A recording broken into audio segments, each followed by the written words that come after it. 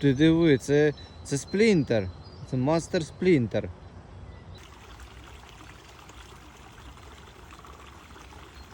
Давай, малишка, те все вийде. Да, дивіться. Да, молодець, ура!